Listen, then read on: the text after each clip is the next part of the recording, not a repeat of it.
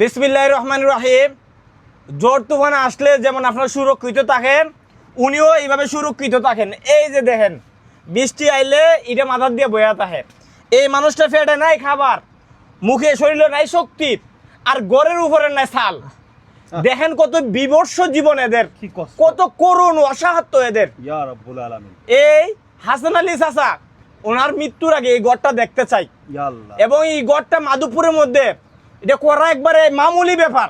কারণ হলো আমরা দেখছি 10 তলা 20 তলা অনেকের বিল্ডিং আছে, চাকরি আছে না? আমরা কুদ্দুস ভাই সহ তারেক সহ অসংখ্য মানুষ আছে যাদের অনেক টাকা অনেক টিন দিয়ে আমরা ঘর করছি, কিন্তু মাধবপুর পৌরসভাতে এই ঘর আমরা চাইয়ে রাখি কেমনে করতাম কোক। এই গড় আপনার এমন জরুরি দরকার, আর গড়টা ঘুরায় দেখাইলে এবং ফেসবুকে আপনারা যদি দেখেন আপনার চোখে পানি আইব। রাত্রে বৃষ্টি আইলে আমরা কিন্তু ঘুমাই, বৃষ্টি আমাদের জন্য একটা আরাম। আমরা বই বৃষ্টি আইলে বালা গরম কম্বল শান্তির ঘুমাইব, কিন্তু উনার লেগে বৃষ্টি লেখা দুযোগ। তখন ওই বলটা দিয়ে চাষি করলেও ওনার বয়েছে বাবা শরীরটা লয়ে বইতারে না, তখন আমি খুব কষ্ট করে দিই। এই যে দেখেন এইদিকে দেখেন, একটু দেখাই। এই যে পলিথিন দিয়ে রাখছে ভাই মাথায়।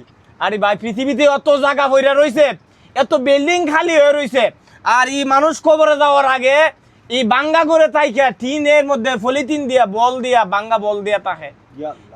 এটা কি আমাদের মানবতা ভাই? মাধবপুরের জমিনে উনার গড়টা আমরা সবাই মিলে করে দিতে চাই, এবং সর্বদলীয় নেতা কর্মী সহ যারা আছেন তাদেরকে অনুরোধ করবো ভাই, আমরা আপনাদের কাছে এই প্রস্তাবটুকু জানিয়েছি। আপনার যে ভাবে পারেন টিন দিয়া, বাঁশ দিয়া, কাঠ দিয়া, অনেকে তো বলে যে গোপনে দিবেন, আপনারা আমাদের কিছু কাঠ দিয়া দেন, বাঁশ দিয়া দেন, আমরা এই গড়টা করে নিতাম ইনশাআল্লাহ। একটা কথা পুরন বলে দাও, খাবারের কারা কারা খাবার দিবেন, শর্ট করে এটা